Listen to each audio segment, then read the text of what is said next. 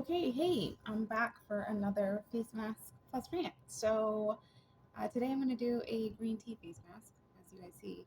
I've been experimenting with my own face masks, so I created this one and I really like it, but this one is a bit different. This is like a V2, so we'll see how it dries. I think I put on the layer a little maybe thicker than I should.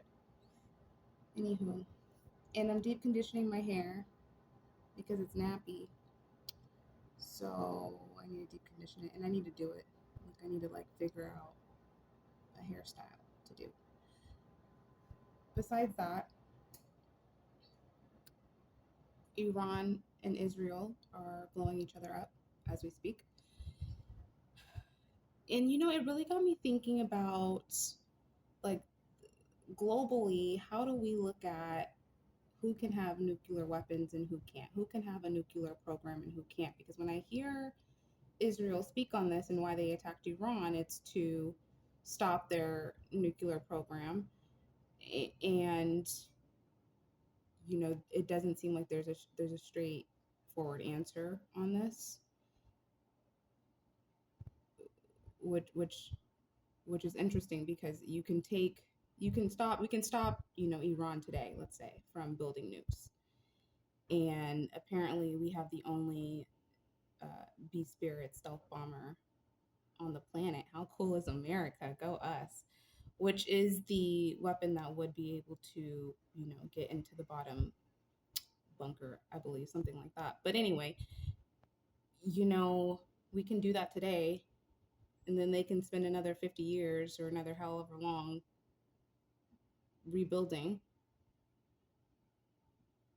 And so it's like, when does it ever end? Are you signing? We sign a deal now, and then how long does that deal last before they want to have nuclear weapons as well, especially when everyone else around them has them.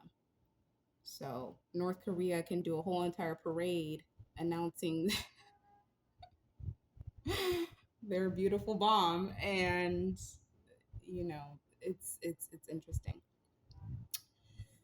So we'll see how this shapes up and shakes out. I think we're really close to um, World War III, and I know nobody wants to hear that or have these discussions, but I think it's true when you see what's really going on and then our stance on it as well.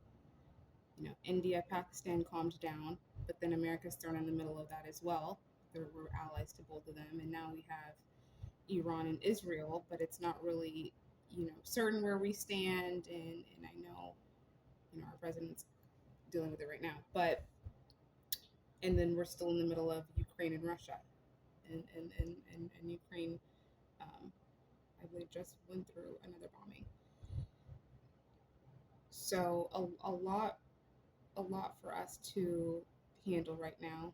And recently, I think this was like a week ago, maybe 2 weeks ago at this point, something like that. China uh, told us not to interfere with Taiwan. So you have the China Taiwan issue as well.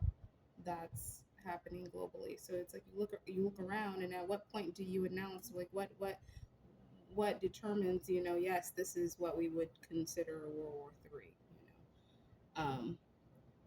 Three huge wars at once with everyone kind of intertwined between all of the world powers. I think we're getting pretty close, unfortunately.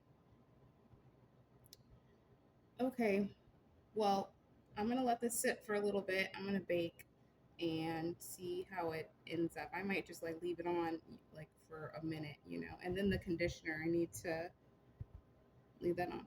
So I'm in a growing process, and I'm excited because this is like what you would call a B2B, like your kitchen, nappy hair kitchen. Okay, so it's really growing, and I'm really proud of her. Look at her go.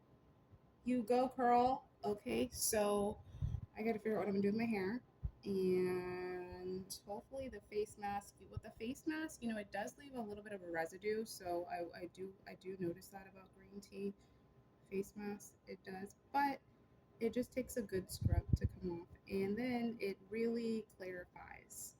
I'm really into um, like blemish rejuvenation. I guess if I were to put a word for it, I would call it like blemish rehabilitation, blemish rejuvenation, skin rehabilitation, discoloration, correction, stuff like that. I think that all kind of aligns. And so this, I love the impact that this has on that. But yeah, you do get a little green after. Okay, thanks. Bye.